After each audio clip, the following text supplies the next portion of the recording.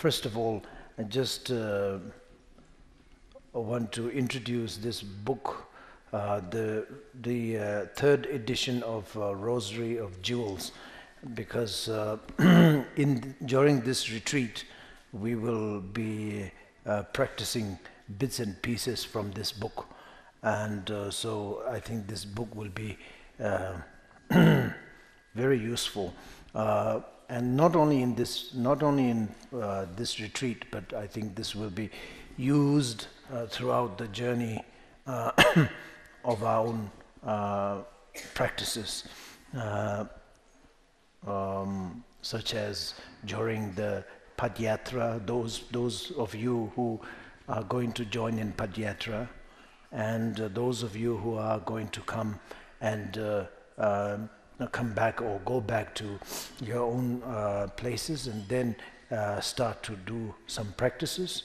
I think this rosary jewel, whatever you may call it in English, is what we call is like it's a mala. It's a mala of jewels, and that actually means if you want, or if you have a desire to practice the path of the enlightenment, this is like a key to the enlightenment. This book is a key to the enlightenment. So therefore this, what the edition here, I think you must use it so that it will, you'll find it quite useful.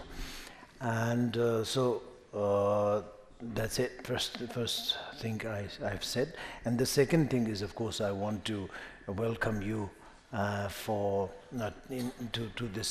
this retreat. And I know, just now I just came to know that many people, many of you have already put a lot of effort, not only in the sense of money, but the time, and also not only the time and money, but of course a lot of physical challenges. You might have took in order you to be here and join us in this retreat. And so therefore I really appreciate for your effort to make this retreat happen. Of course, every one of you and every one of us, actually, we all put a lot of effort, and then this kind of retreat happened collectively. Otherwise, if we individually were not there, then I think it won't be like, it won't be happening, this retreat. So therefore, this kind of retreat needs a lot of effort from the collectively, the collectively as well as individually. So of course, speaking about the collective effort, without individual effort, there is no such thing that collective effort. Collectivity comes from the individuality. So therefore, each one of you, I want to thank from depth of my heart, and also welcome from my heart. Now, as the schedule goes, the Yangti visualization and meditation. Yangti is name for the great perfection, the Dzogpa Chenpo. Yangti actually in Tibetan, it is like the ultimate, how do you say, ultimate essence of the phenomena. It is like an essence of the phenomena. It is not only essence, but the ultimate one. So that is what we call Yangti, and that is that refers to the Dzogpa Chenpo, the great perfection, which is the the reality state of the phenomena, reality state of the world. And that is very important important to recognize it. Recognizing this is very, how do you say, very easy actually. You know, the one of the good news is that recognizing this is not a big deal. But the bad news or unfortunate kind of news is that we have never been able to put an effort to realize it, or to sort of like to recognize it. We have been lazy, we have been busy, and we have been, how do you say, not only lazy and busy, but we sort of like we have been carried away by all of these happenings in this world. So we have been fooled by many things that is happening in this world, like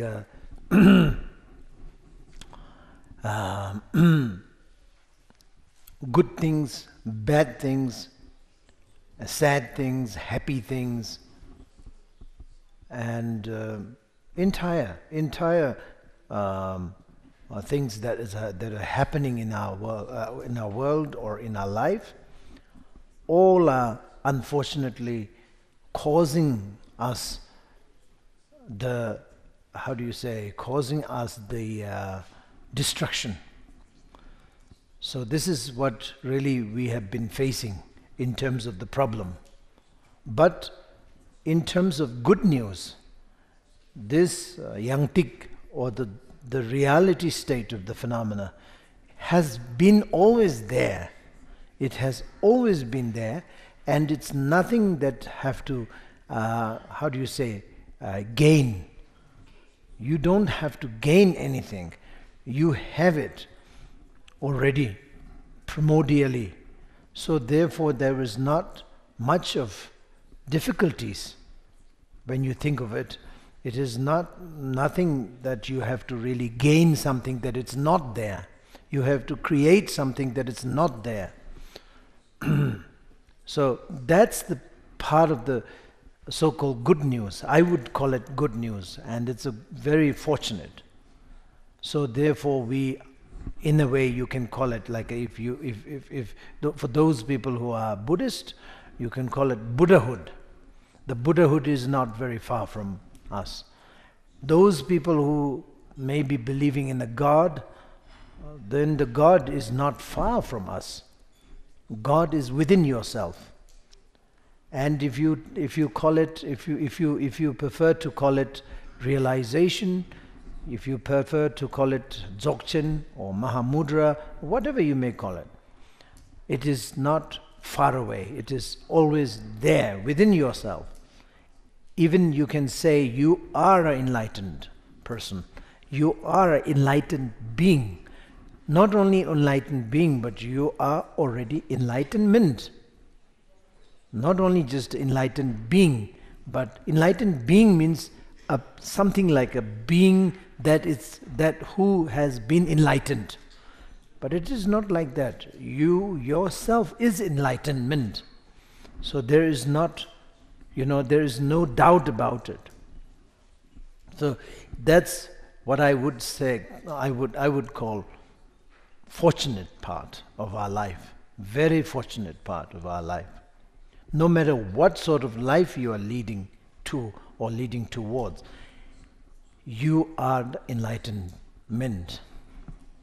Not only just you and myself, the handful of people in this hall, but even, including an ants or bird, snake, horses, donkeys, all the animals and all the beings are enlightenment, enlightened beings. If you like, if you cannot, how do you say, if you cannot perceive or if you cannot believe that the beings are enlightenment, then you might, you are allowed, you are okay to say enlightened beings. He is enlightened beings. I am enlightened beings. You can call it, even though it is not quite correct to say like that. It is not correct. It is not, how do you say, it is not accurate to say it that way. But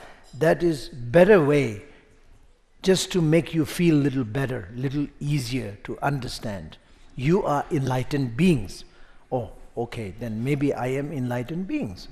So you may feel a little bit comfortable, more comfortable than you say, like, oh, I am enlightenment. What do you mean, enlightenment? No, I'm not enlightenment. I am maybe enlightened beings. Because we are so used to with the dualistic phenomena, dualistic attitude, way of believing the things. Things has to be like a dual. The dualistic way of believing things, that is very, very much imprinted already in our mind. Therefore, it is much easier for us to say enlightened beings. It's much easier to understand. Otherwise, it is not, ultimately speaking, or it is not, it is not correct from ultimate point of view to say it that way, enlightened beings. Somebody is enlightened. It is not right, not right. Even Buddha Shakyamuni is not enlightened. He is enlightenment. That is the thing. If you say enlightened, Buddha Shakyamuni is enlightened, we feel very comfortable. Yes, of course. That's the reason he is known as Buddha. That's the reason we are not known as Buddha, because we are not enlightened. He is enlightened because he is enlightened. He realized. So he is a special person. So of course he and she, this is an identification, identifying two things. He is very special, me not. So of course there are dualistic attitude, and which makes us very comfortable. But it is very ignorant way of believing. It is actually wrong way to say that. He is enlightened. Oh no, he is enlightenment. Buddha is enlightenment. And we are enlightenment as well. That is the thing. We have to understand that way. That is something, that kind of boundary needs to be broken. Needs to be, needs to be demolished. If you cannot, if you are not managed, if you don't manage to demolish that part, then you will never be able to practice Yangti comfortably, completely accomplished way. Never. Not only Yangti practice, but other things also. Whatever you practice, the Bodhisattva practices, as well as, of course, the more of like Vajrayana practices. You will never be able to practice Vajrayana practice, Mahayana practice, ultimate, the Buddhist practice. Never will be done, because you have this dualistic attitude. And with this dualistic attitude, we always get stuck in one way or another. So first of all, we need to break that attitude. That attitude, whatever we were talking about just a while ago, the dualistic attitude, that is very, very bad. We as a Buddhist today, modern Buddhist people, nothing wrong with being modern and being, being, what do you call that,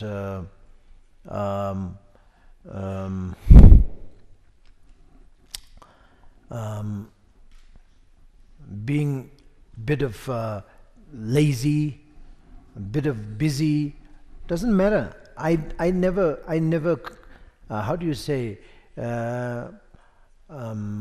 worry that much, so to speak. I never worry that much for being lazy. I never worry that much for being busy. In fact, I always ask people to be busy, because the busyness is the part of our life. If you don't have that much busyness in our life, so to speak, then you are nearly dying. nearly, you are slowing down. Actually, that actually means you are close to say goodbye. So this is the reason why we say, unless really you are in a condition that you are going to die soon, or you are really like in a condition that you are not very good, not very well, of course you slow down. Doctor will also recommend you to slow down, and you don't have to say anything, but doctor will ask you to slow down. But other than that, you have to keep yourself busy to run the life, to run the world. And if there is no running, your life will be shortened.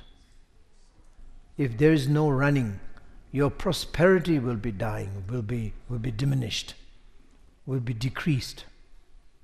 So therefore, prosperities, or whatever you may say, whatever goody things in your life needs to be run, needs to be developed. So therefore, I would definitely, to my students, I would definitely always ask to keep themselves very busy. It's very good. And as long as you're not creating any problem in the society, as long as you're not harming anybody, directly or indirectly, you have to. That is very recommendable for you to be busy. That's very important. People, Vajrayana practitioners, and especially I would say newcomers, I don't know, maybe old comers also as well, they have a very bad habit to say that, busyness is no good. Milarepa was not busy at all, so therefore he got enlightened. All the great yogis, they have nothing to do, so therefore they got enlightened. It's wrong. The yogis, they have much more than what we did. They had very many things to do. They didn't have time to sleep even. They have a great record for not sleeping for so many years throughout the life. They have never slept. Why? Because they have been so busy. Who says that they have not been busy? They have been very busy. 100 times more busier than us. So therefore, busyness is very good to run the life, to develop the good things, to develop the understandings and etc. Everything. You have to run. It has to be run. So what I'm trying to say is busyness. If somebody say, I'm so busy, so I feel very bad, I'm so busy. I don't believe in that. I'm so lazy also is not too bad. That also you deserve, because maybe you feel tired, so you have to be lazy a little bit, just to make yourself little work better later on, or tomorrow. Tomorrow you'll be much more fresher if you rest a little bit today. So why not? Why not being a little bit of lazy for tomorrow, sake of tomorrow? So therefore these things I don't worry. The main worry that I have always, for myself as well as for others, is that we never thought about the breaking that boundary, that dualistic boundary.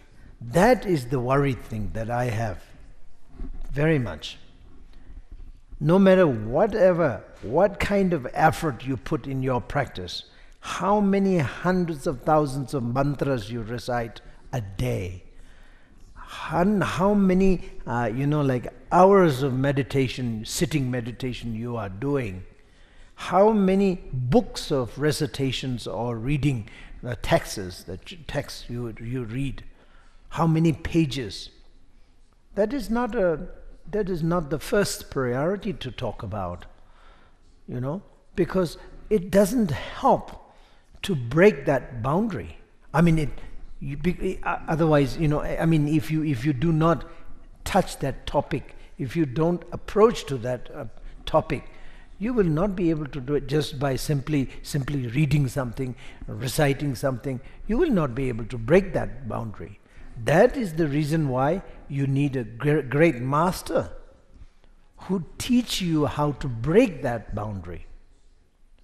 And in order, I mean, in terms of in how do you say, in the connection of the method to demolish that boundary,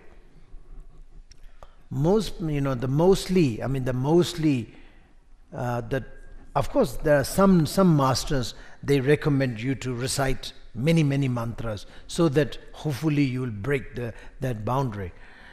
Some masters will say you practice this book maybe twice or 3 times a day, then you will be able to, hopefully you'll be able to break that boundary.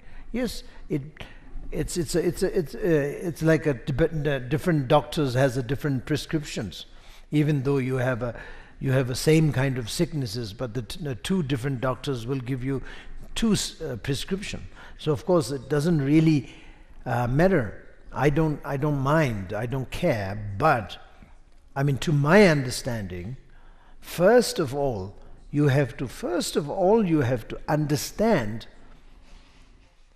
the how do you say, what is the how do you say, faulty, what is the negative impact that you can get from the dualistic attitude, that the boundary, and what will be actually if you can break through the boundary. So these 2 you have to understand. This is what we call, I mean, the Buddha Shakyamuni said, what do you call that? Renunciation. That is the thing. Renunciation is the thing that you have to develop within yourself. Renunciation is direct opposition of that dualistic attitude, dualistic attachment. We have a dualistic attachment or attitude, so that we don't have a renunciation. No matter what you do, you don't have a renunciation, because the world is so real to you, and world is so not only real but so, how do you say, important, very important to your understanding, you know. So the boundary is too strong. Good is too good, bad is too bad, you know.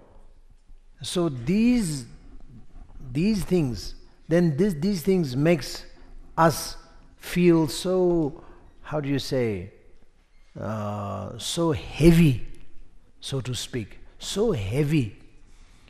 We have no flexibility, we have no acceptance. Therefore we have no sense of renunciation at all, because everything is so important. How can you renounce?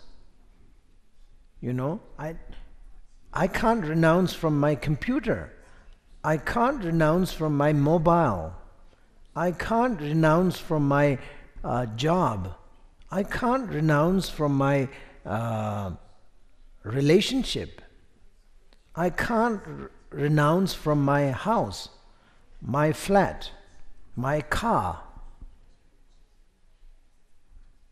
Obviously you can't. Why? Because you are the things around you are very, very important. You cannot even renounce your pen, a small thing, small item like a pen or a nail polish, the gadget that you make nails little shiny. You can't survive without that, whatever, that ointment, whatever. You have something to put on your nail. You cannot. Even one day you cannot, without that. So you have to carry that, every gadget, to polish your nail, to put you on your lips, to put you on eyes, and whatnot. I don't know, whatever. You have a lot of things. So all these things needs to be always there. You cannot survive even one day without that.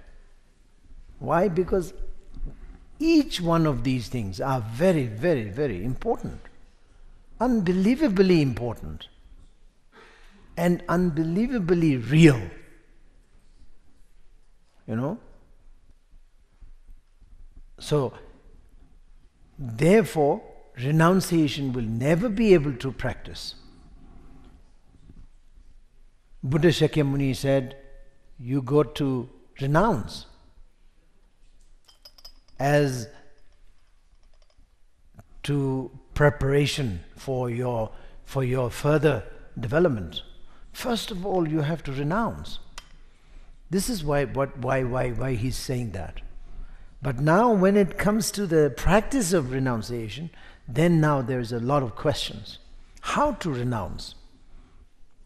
Just go and run away from, say the things that you need usually. So you run away from that, and then just no nail polish, no lipstick, no nothing, and you look like a devil for a couple of days. Otherwise, you do look like very, very like a god and goddesses, But then, without all these rubbing things and powders and all these things, you'll be looking devil. But okay, for a few days, just for a few days. But then you'll be used to it.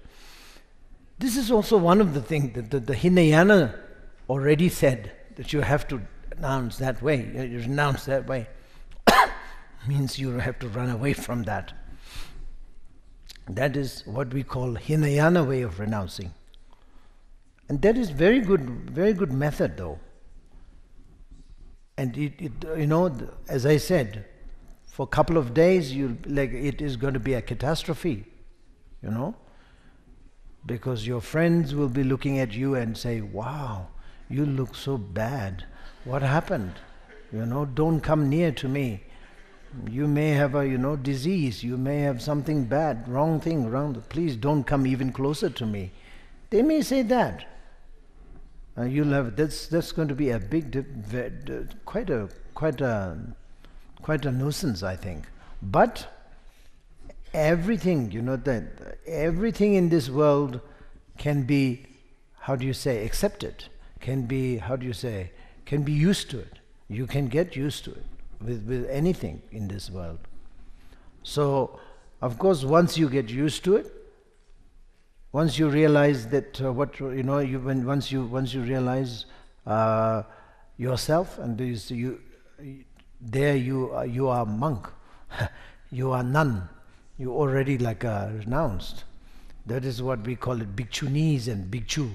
Bhikshu actually is a being renounced.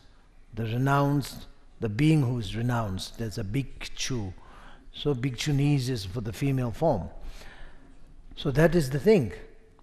And that Hinayana way of renouncing, and that is very effective for those people who cannot really go into very deep philosophy, just to go through the physical renunciation.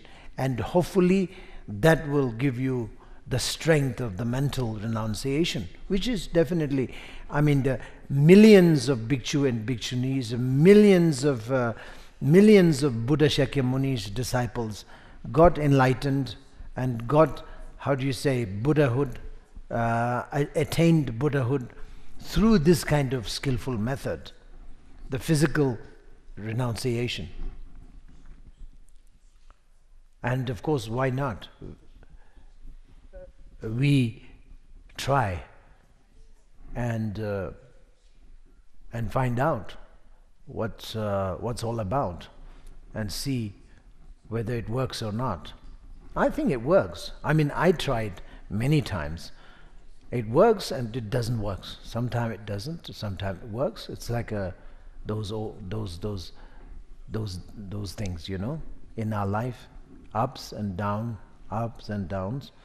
So it's acceptable, but it really helps a lot. You have to renounce. For example, the nuns over here, they renounce, I mean, of course they renounce a lot of things, but especially they renounce eating meat. They renounce drinking alcohol. They renounce being roaming around in the city without having any directions. So they renounced a lot of things, and it works, and it gives them a lot of peaceful state of mind. Even you can call it blissful also state of mind, blissful state of mind, and contentment, and lots of happinesses. So it works. But of course, if you think about a greater version of renunciation, our version of renouncing is nothing. It's just a drop in the ocean. But of course, itself, I mean, whatever the little thing what we can do, I think it's very good. It's already good, better than nothing. So we have been, I mean, not only just nuns in this Amitabha, but I think everywhere. I think all the monasteries, all the nunneries, all the practitioners, every single practitioners, I think they all are meant to be practicing the renunciation. Everybody who are wearing the maroon and saffron color robes and are meant to be practicing renunciation. You know, the one way or another anyway. So it works and doesn't work. Sometimes it doesn't, sometimes it works. But hopefully that'll tune your life into a very good position. Otherwise, if you do not have that kind of discipline, we will not be able to jump into the Vajrayana practices and you know, and get through the deep understanding of Dzogchen. Because Dzogchen, as I said before a while ago, Dzogchen is nothing but, how do you say, the process of breaking through this solid wall, so-called, we call it attachment. I call it dualistic attitude. You know, when you look at the things, you need to have a certain attitude, you know.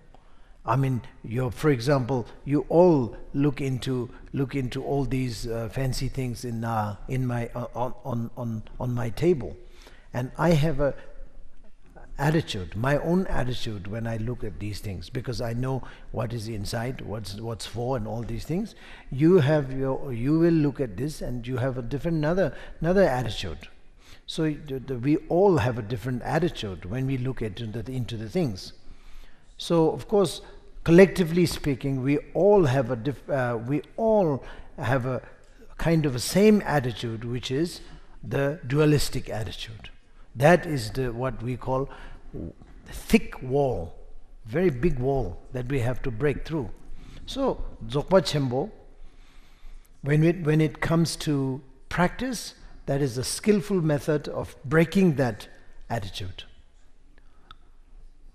When it comes to the view, or when it comes to the reality, the Dzogchen actually means, you know, the reality of all the phenomena, reality of this wall, which has never been never been inherently not there, never been there. That is Dzogpa Chenpo.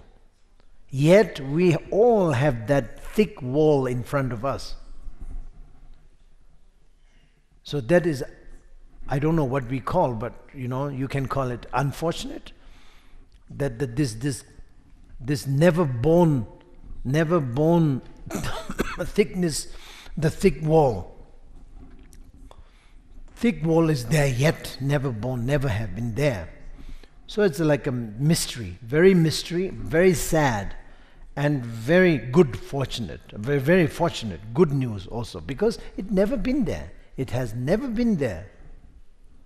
But unfortunate part, what I would say is that it's there. It has been causing a lot of problems with us. So it's there. So therefore Buddha Shakyamuni found a special word for that. True truth. You know, he has given a true truth. Truth that is existing, what do you call that? Existing, yes. Existing from a relative point of view, it is existing. So therefore it is a relative truth. He call it this thing, relative truth. But also he said ultimate truth. He found the words ultimate truth, which again refers to the things that is not there. It has never been there. So now, what am I mean, maybe I'm confusing you guys, but what I'm really talking about, maybe half an hour, we have been talking about something, yeah? So what? About what? About all the phenomena which we can see. In this hall, there's I don't know how many pillars. We have a lot of pillars. The pillars are very well sort of, how do you say, painted, and also very thick. That is what I'm saying. Very, very solid. So this is what I'm saying. The pillars are very solid. This building is hopefully very solid, you know, and everything is solid.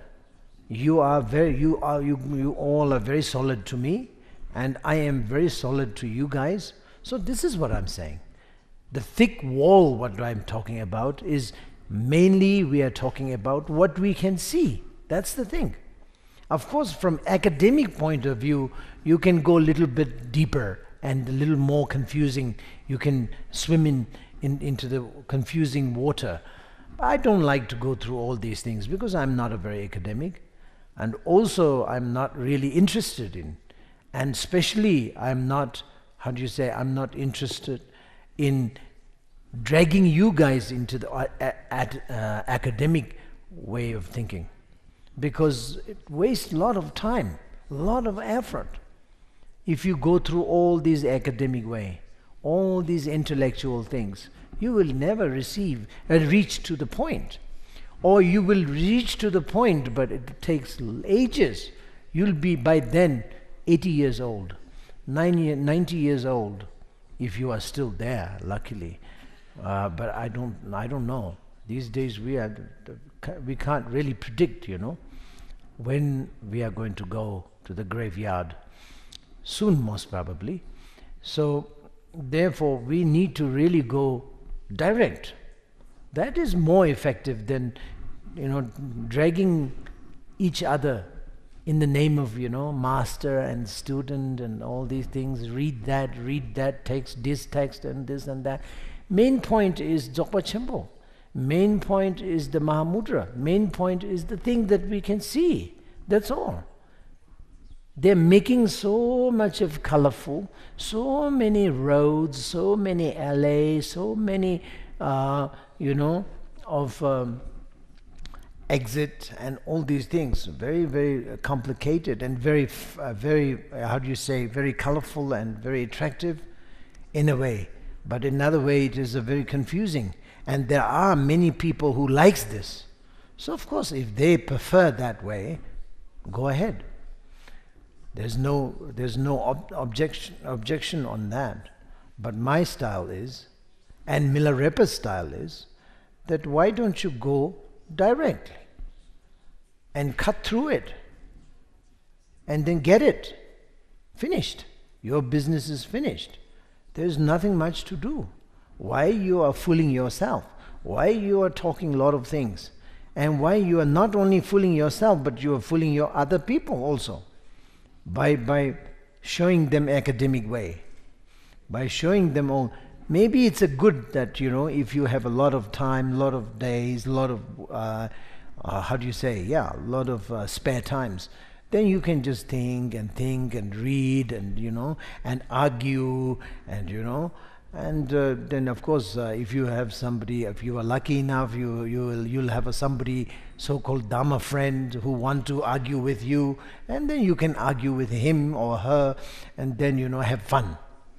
Yes, I like to argue with the people also, but there's not much of a good result coming out of it. Nothing. Sometimes I also end up myself angry, getting angry with that man, saying, I said yes, but he said no. How come? And when I say no, then he say yes. So what is that? So I get also a little upset. So what's the point? Yes and no, yes and no, and argue and argue and argue. Oh no, what's the result? It's just a waste of time. That is the reason why Milarepa said, even he even dared to say that, the Buddha Shakyamuni also has talked a lot, talked too much. He said, Buddha Shakyamuni also a little bit too much in terms of talking. He talked too much in relative truth.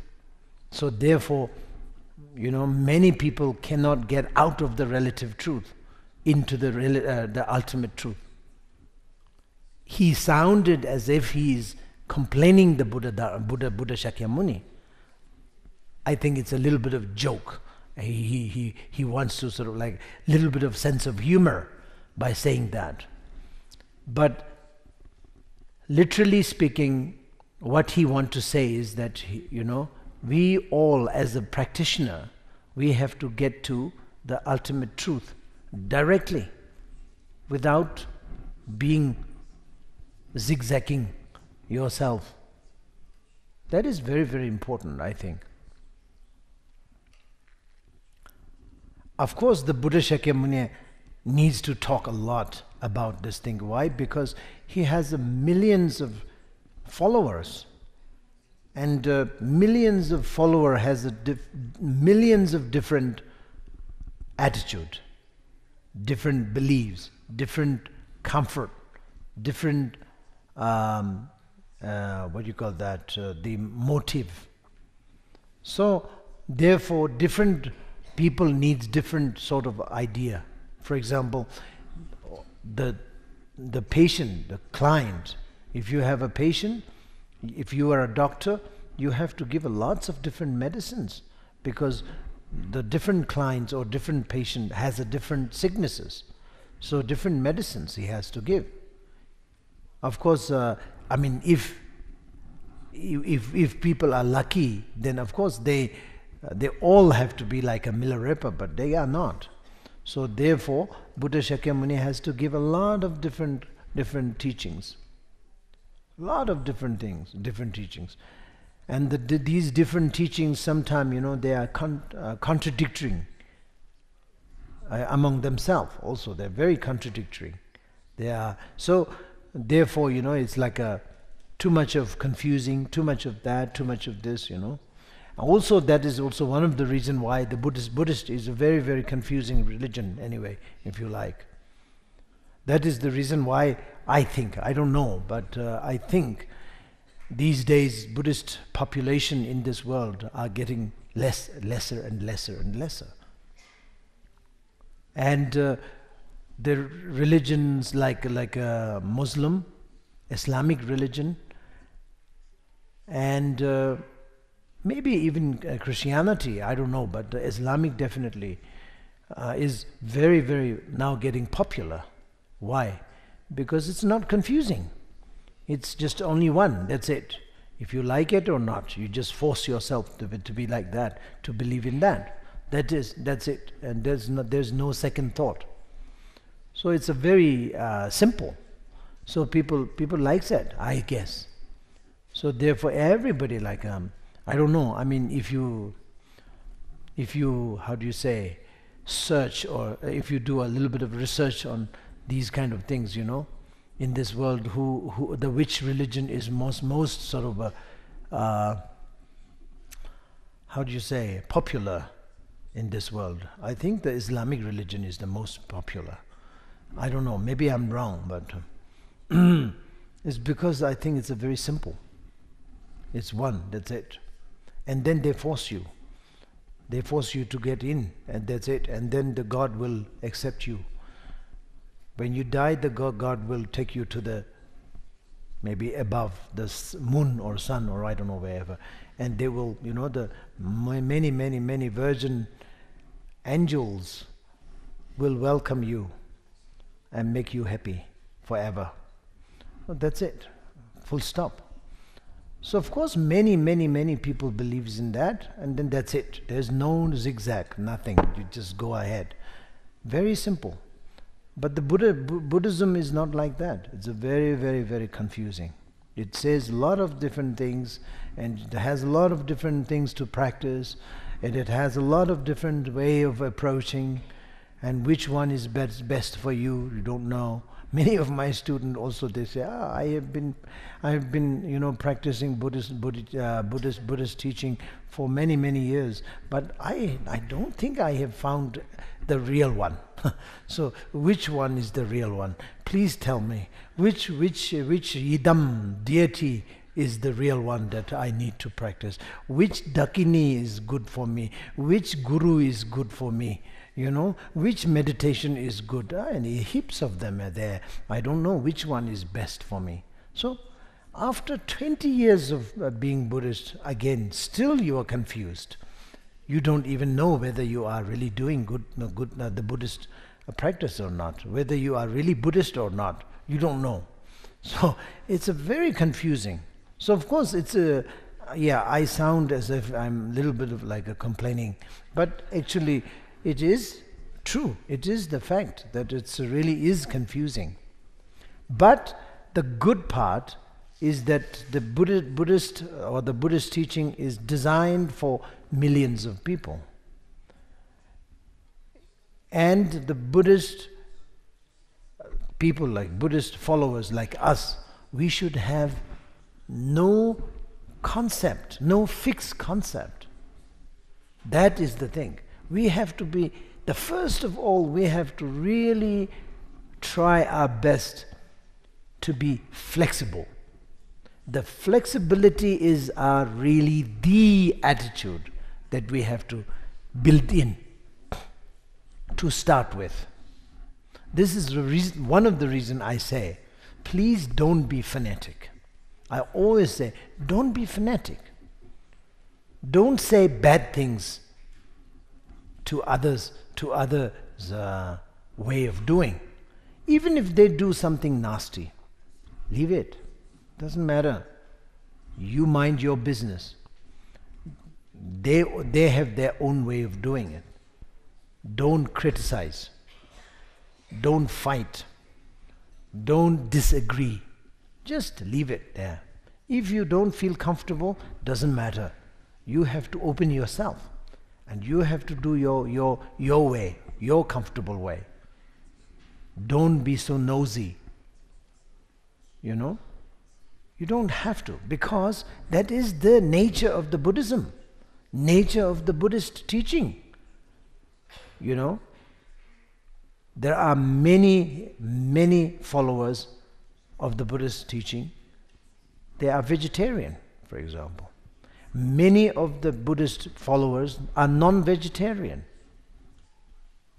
Some of them even drink the alcohol also. So of course, from my attitude, for example, this one person, speaking from a one person point of view, I don't think the Buddhist accepts the idea of drinking alcohol. I don't think so. But who knows? That is the thing. Who knows? We are very ignorant. We are so, undereducated, We are very poor in education. Very poor. There are hundreds of volumes, very thick volumes that Buddha Shakyamuni has given. Did we read one book, one volume of that Buddhist teaching, the Buddha Shakyamuni's teaching? No way. Even I didn't. So you guys definitely not. It's a so thick books, hundreds of them. And God knows what is written in these books. Buddha Shakyamuni hai. They have said millions of different ways. Maybe there will be pages saying that you should drink alcohol. Who knows? So why you have to be so fanatic? You do your own way of doing it. Whatever your root guru, whatever your master, your abbot told you to, you just go ahead with that, without being fanatic, without being criticism to other lineages, to other followers, to other behaviors. No way. Just leave them alone. They are Buddhist. Very good. Thank you. Just salute from the distance. Just give them good salute. That's all. You don't have to follow them. You don't have to be nosy. You don't have to be saying bad things about them, good things about me. No way. Just leave them alone. You follow your lineage. You follow your tradition. You follow your customs. You follow your teachings. You follow your whatever the path. That's it. You nourish yourself, your practices, your understanding, your development, and that's it. Keep silent. And this is what the Buddha Shakyamuni is teaching. The Buddha Shakyamuni entire teaching that he has really summarized is 3 things.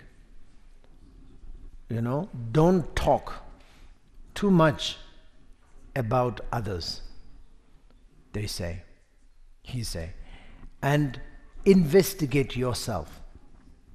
That is the second thing. And follow the discipline.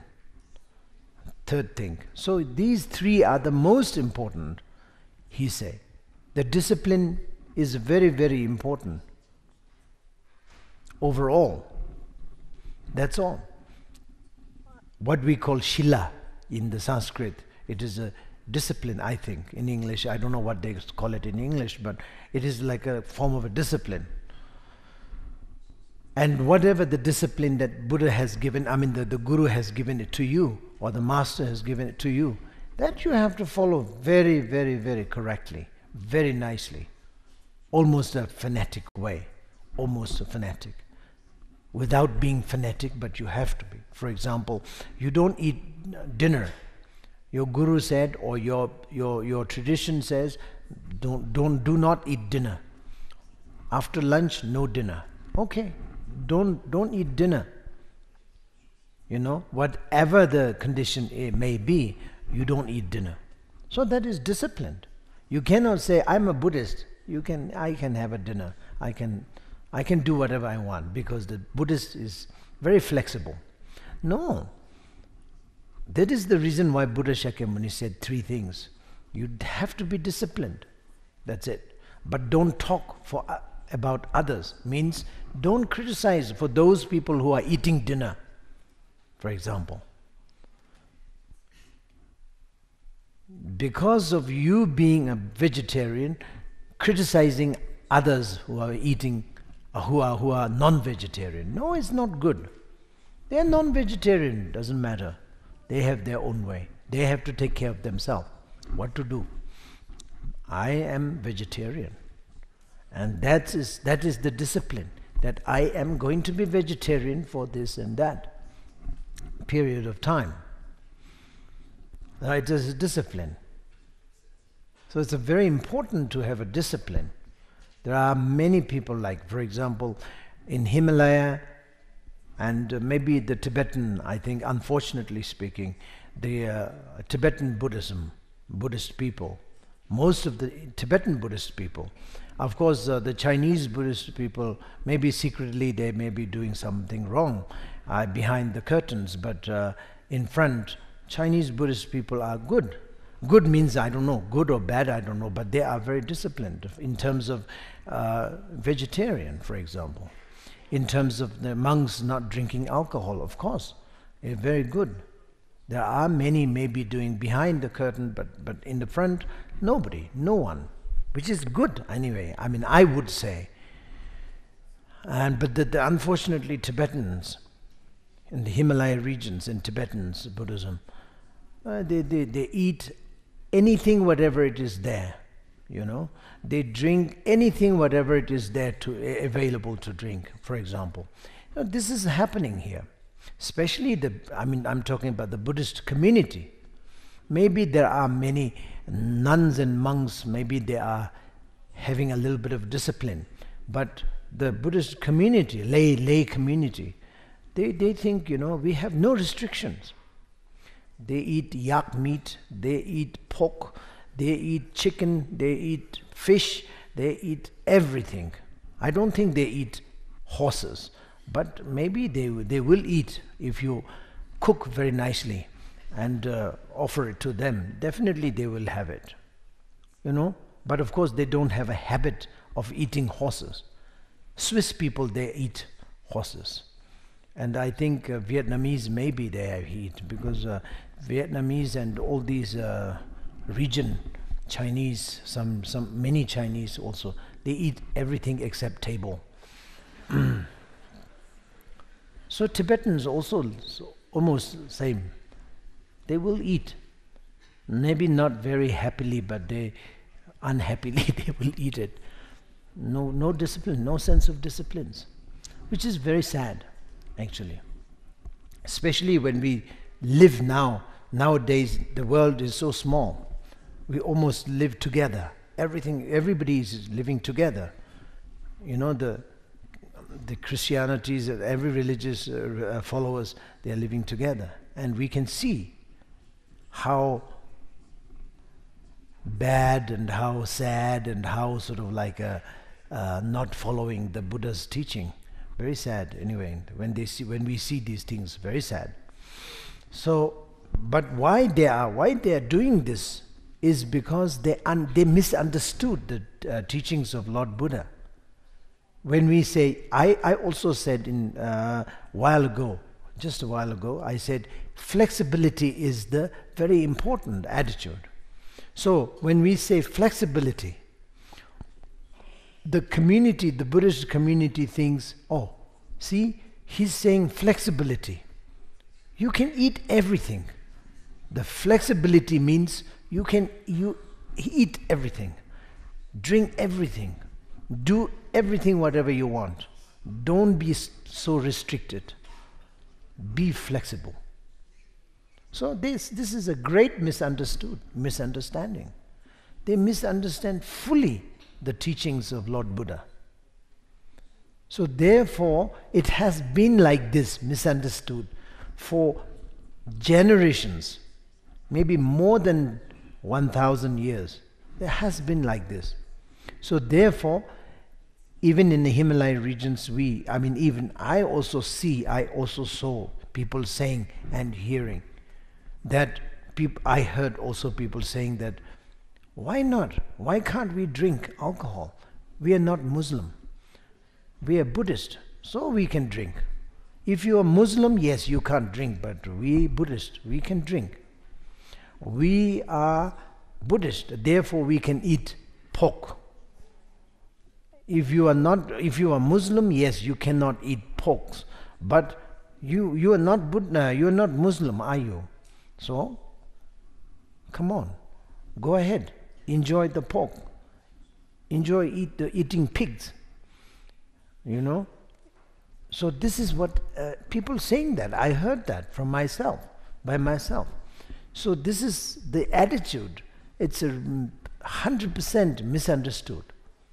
Flexibility, what we are talking about, is that we have to have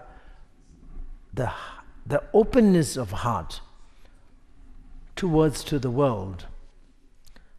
But you have to have a discipline within yourself, for yourself, 100%, more than 100%. You have to have a discipline.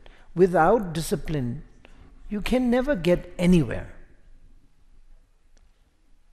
Even though you do a certain good things, but then the bad things that's happening or negative karma that you are accumulating from somewhere else, from different angle, that erases the rest of the good things you have accumulated.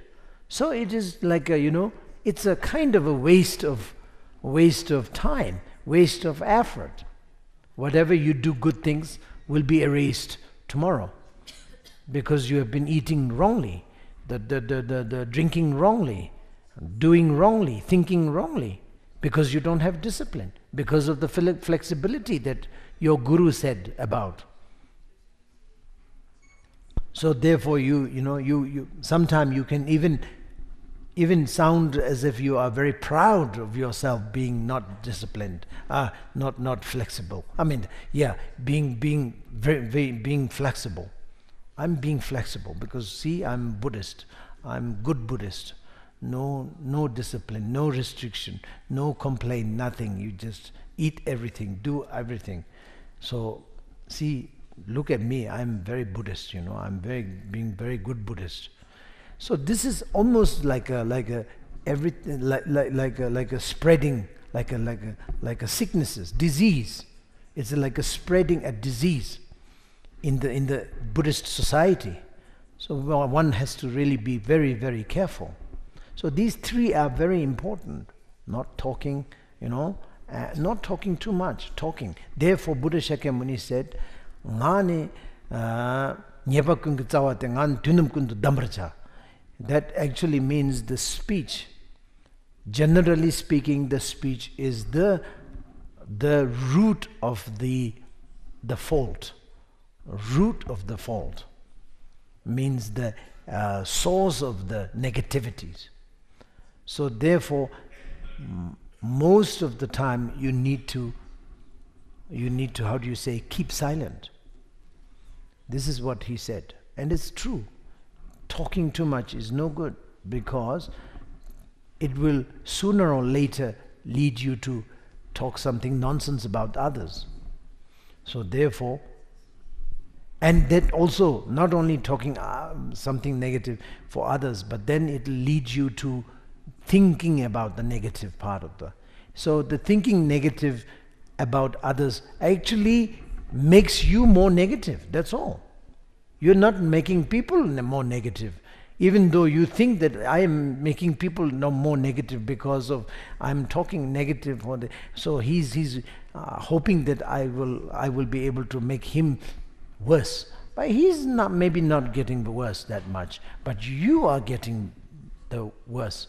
You are creating negative, how do you say, negative vibration around you. You can call it negative aura. You have a nothing but negative aura around your body. So of course, no one will like to be near to you. No one will feel comfortable to you, comfortable with you. No one will like to hear what you say, because you are all negative. People always say, he's very negative, don't listen to him, I don't like what he say. This is the thing. This is the kind of result of you yourself being a negative, talking negative to others. However, so my main topic that we are talking this morning about is the breaking that attitude, that solid attitude, that you have to be able to break through.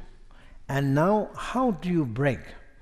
As I said before, many master has a different method, many text has a different method, but generally speaking, and to my understanding, you have to keep on contemplate. Recitation will also be able to help because you have a contemplation.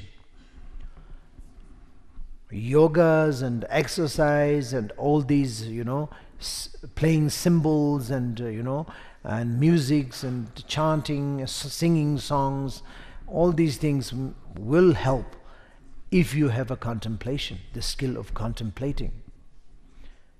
If you do not have a skill of contemplating it, you will never be able to approach to the real scene of breaking through the wall, because you have no target. What is your target of practice? You are practicing Hundro. You may be practicing Hundro very diligently. You may be practicing the Vajra Yogini. You may be practicing the Avalokiteshvara. You may be practicing the Guru Rinpoche, Guru Padmasambhava. You may be practicing Tara Devi. You may be practicing heaps of different sorts of skills. But what is your target? What is your motive? That is the thing.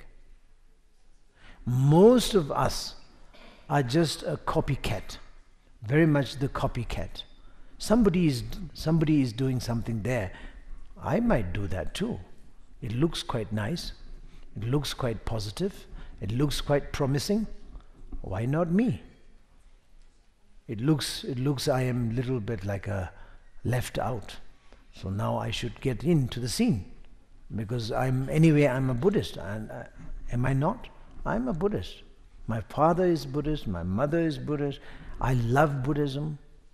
So therefore I should do it. This person is doing a lot of things early in the morning, 4 o'clock, 5 o'clock, something else, so many mantras, so many recitations. I might as well do it. Why not? So this actually, I would call it copycat. So this is what that doesn't help, that doesn't lead you to that good result anyway. I mean, it's maybe better than nothing. But I don't think it is a good way of approaching or good way of initiating yourself. So what is the now target? The target needs to be understood, which is the breaking the attitude of solid, all the phenomena being solid, all the phenomena being ultimately there, inherently exist. That is very, very important. That needs to be broken. No doubt about it. In order to do that, then as I said, you can apply lots of different skills. Lots of different skills. I don't mind. I don't care, for example, what mantra you are doing. I don't care. You do Om Mani Padme Hum, great. You do Om Mani Padme Hum, great. There are, I mean, in the Buddhist, not very often, but anyway, there are some methods reciting only Om. That's also great. You can just recite Om. Why not? There are many like a Gelugpas. They recite Migme Tsewa.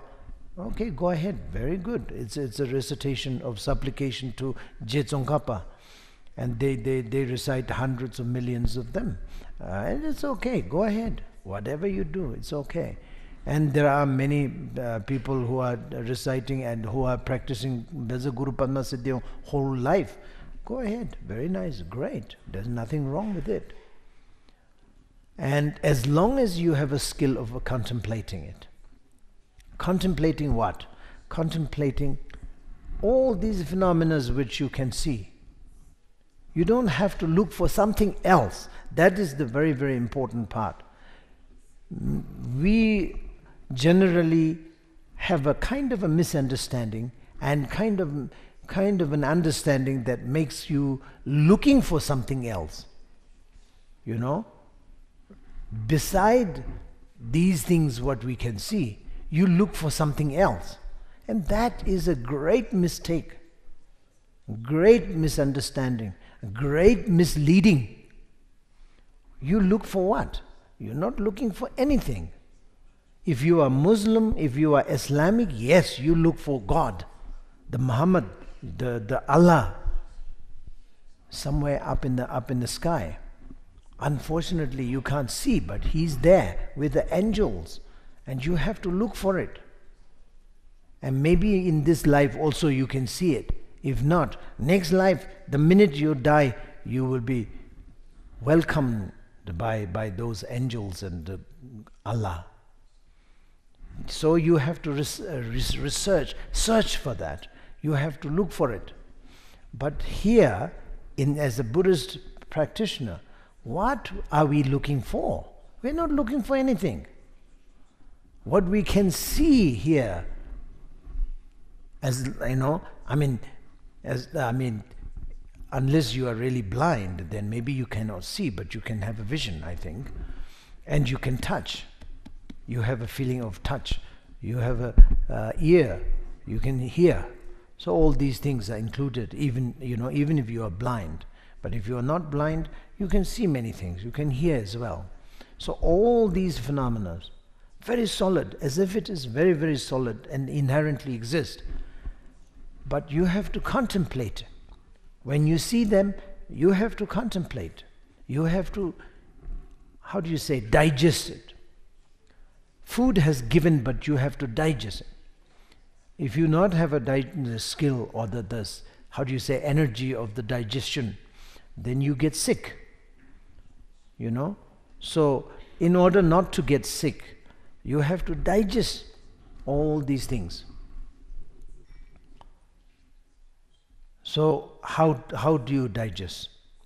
You have to investigate. That is a short period of your life which really you need a little bit of academic touch. You have to investigate whether these exist or not. Little bit of investigation is very, very important. They call it self-analytical meditation. So that is the analytical meditation. You have to analyze. Analytical meditation is needed a little bit to start with. Otherwise we are like a very, very ignorant. Ever since the beginninglessness of the samsara till now, and also if you remain like this, you will definitely always be carried by the ignorant. Ignorant, what I meant by, is the believing in the solid wall, the believing in the solid pillar, solid column, solid man, solid woman, solid boy, solid girl, solid me, solid you. Everything is solid, permanent. Everything needs to be seen as an impermanent. Everything needs to be understood as emptiness, because that is the reality of it. So that needs to be seen and needs to be understood as needs to be contemplated. Without contemplation, I don't think you can see it. Can you? You can't. I can't, actually. I can't see emptiness. What do you mean emptiness? I can see. It's a very solid. Everything is solid. I have to use a door to get out. Otherwise, if you bank yourself into the wall is very solid, that will break my head. So it's dangerous not to sort of have eyes. So you have to go very carefully so that you can get out, because there is a door to get out. And that is really actually means that the solid wall is solidly there. So you cannot see. You cannot just say, yes, for example, this afternoon you just go walk through the wall. Because this morning I said, the wall is not solid. So try to sort of jump out of the wall, through the wall. You cannot. You all will end up in the hospital. We'll have a lot of problems, bleeding like nobody's business everywhere. So you have to be careful and go through the door, not through the window, or not through the wall. So all these things are because you need a contemplation. Contemplation is the only one that, only the solution. A contemplation itself is a meditation, actually. So it is the only solution after knowing such thing about the impermanence. Then the contemplation takes you to the reality. You know, the teaching is very important, but teaching doesn't make any sense, that much sense. Because teaching will give you the sense of understanding, but it is not contemplated. It is not materialized. It's like a dream. It's like an imagination, but it is not materialized. So in order to materialize or the realize, one needs to really be contemplating. This is this is even known as yoga. In Vajrayana we call it yoga. Yoga in Vajrayana, what we meant to say is that you have to really always be contemplating the emptiness, the essence of the phenomena.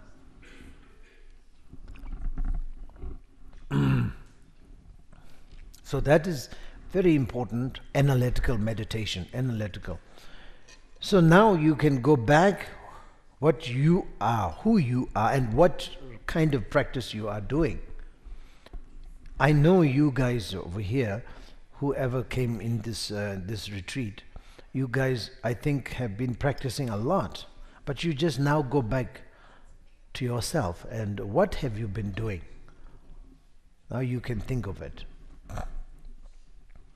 You have been practicing, you have been reciting, you have been even do some so-called meditation, doing some meditation. But did you ever think about what you see in your in your front?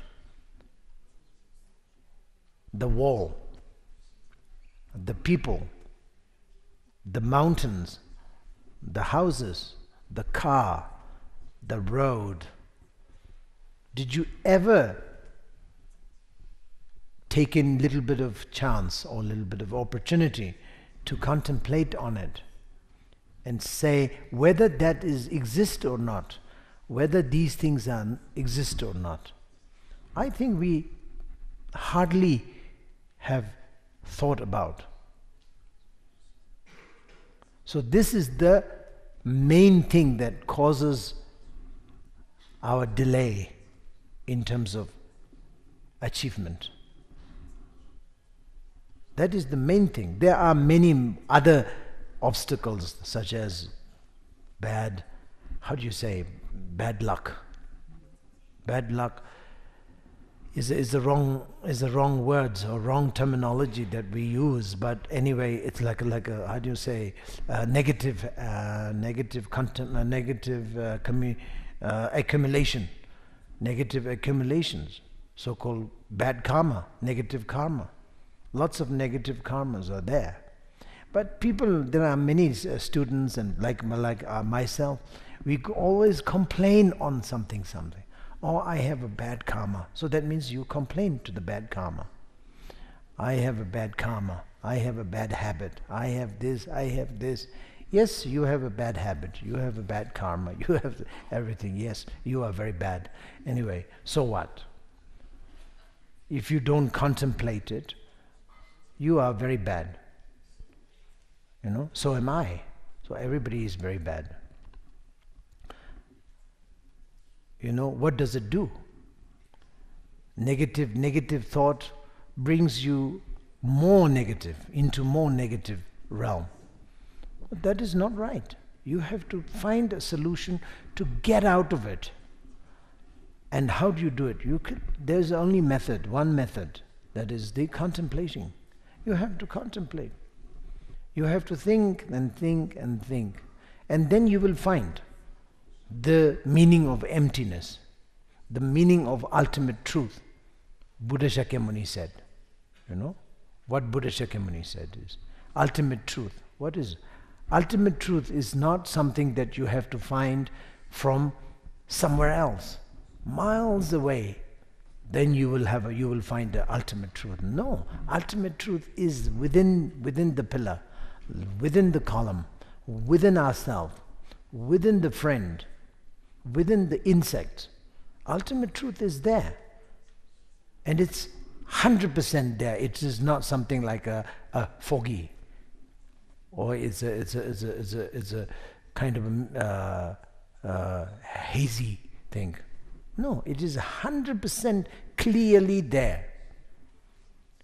But we are not recognizing it. Why? Because we are so much influenced by the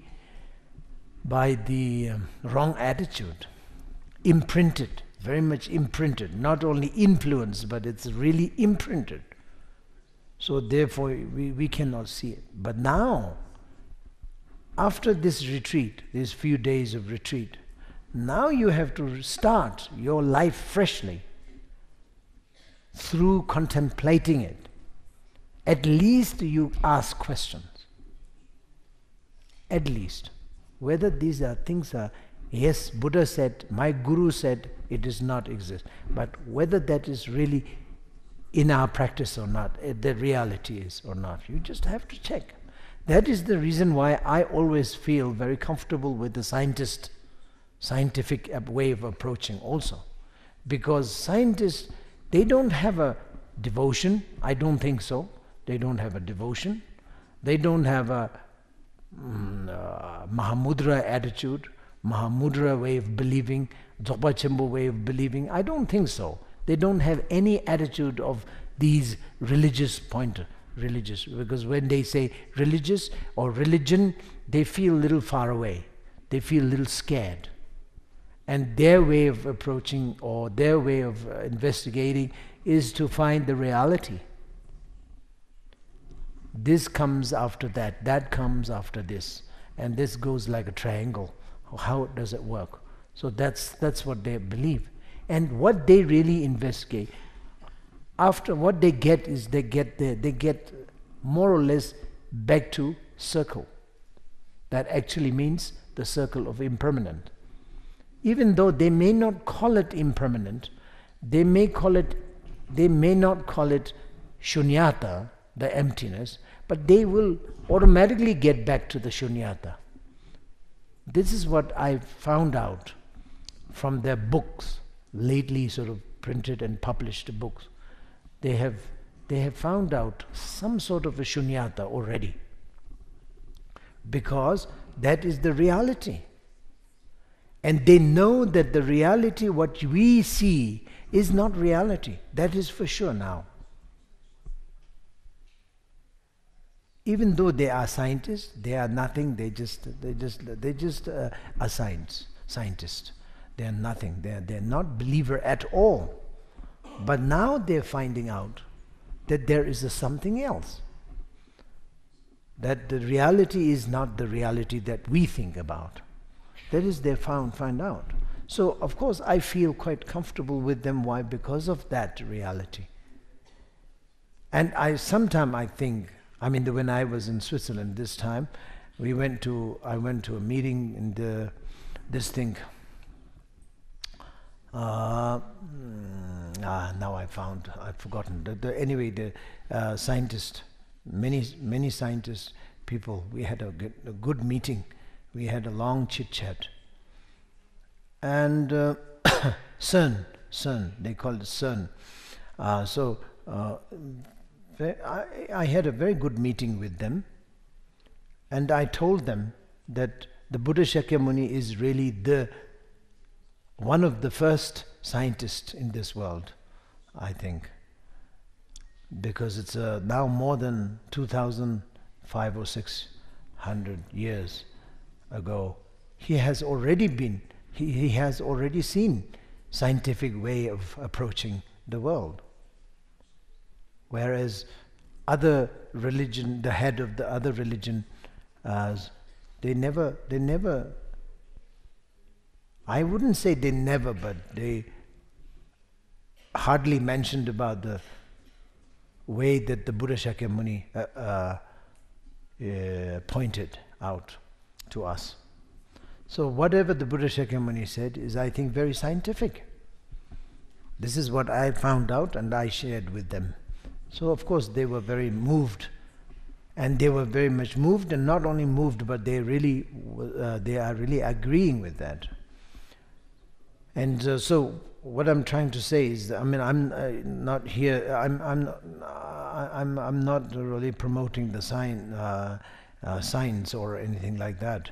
But I think we should understand that how important to contemplate it. So when you look at the things, and then this disturbs you a lot. For example, emotional cases. Maybe anger, maybe desire, maybe in the form of jealousy, in the form of pride or whatever. When it disturbs you, then that is the great time to investigate, to analyze why it is so that, why is it so that it's really disturbing me a lot? How come? So you investigate. This is a great chance for us to practice. You know? Why should I be so upset about it?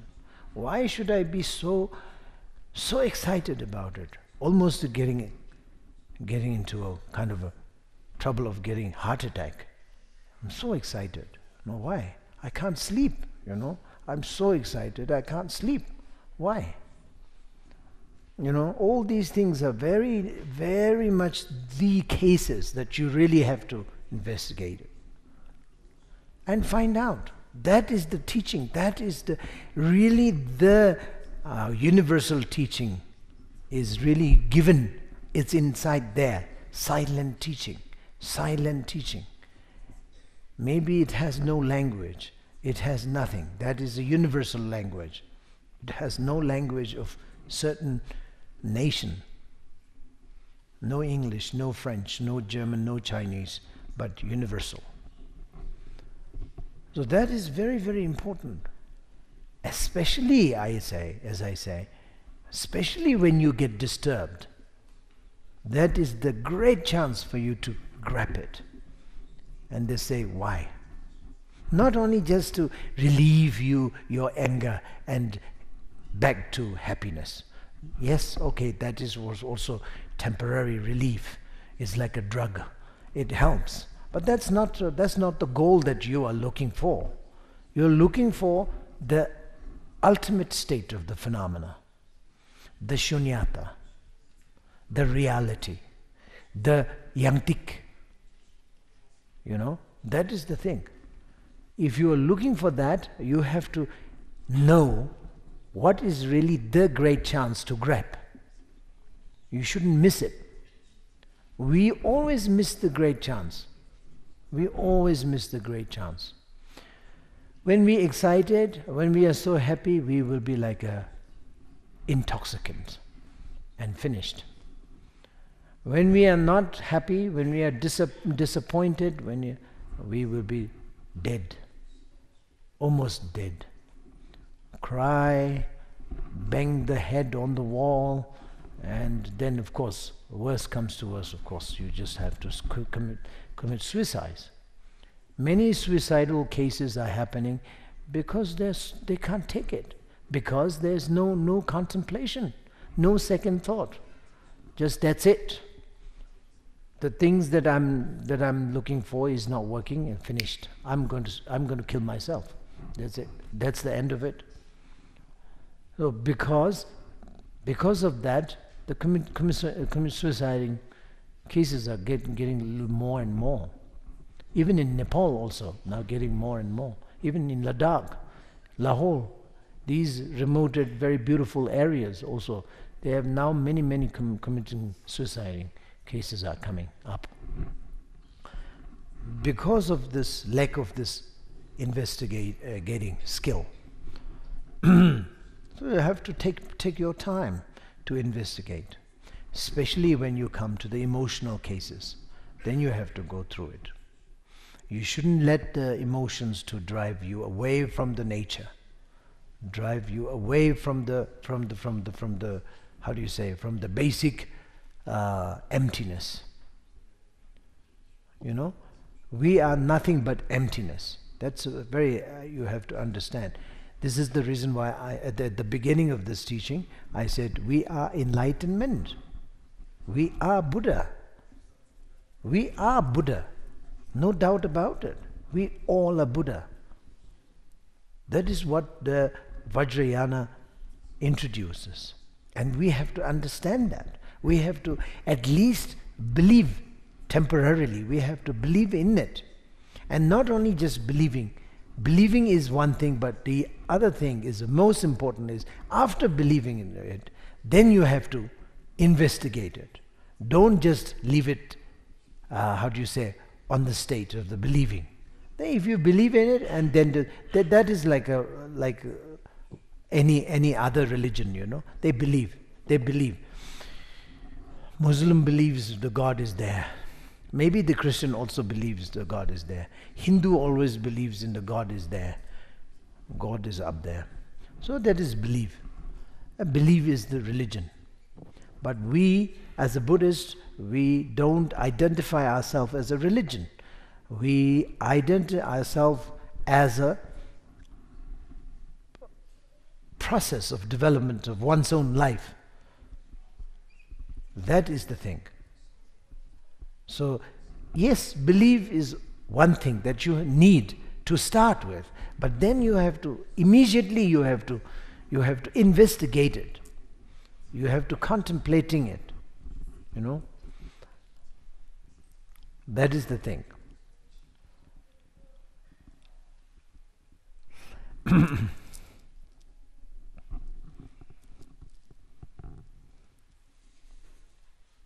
Maybe you need a break, because we had a tea, no?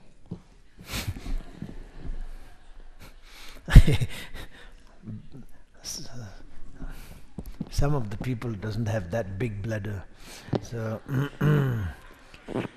they call it Tibetan bladders. Used to be bigger than the rest of the people's. Especially my bladder is really very, very big. It can take kilos for many hours. I'm quite well known about that.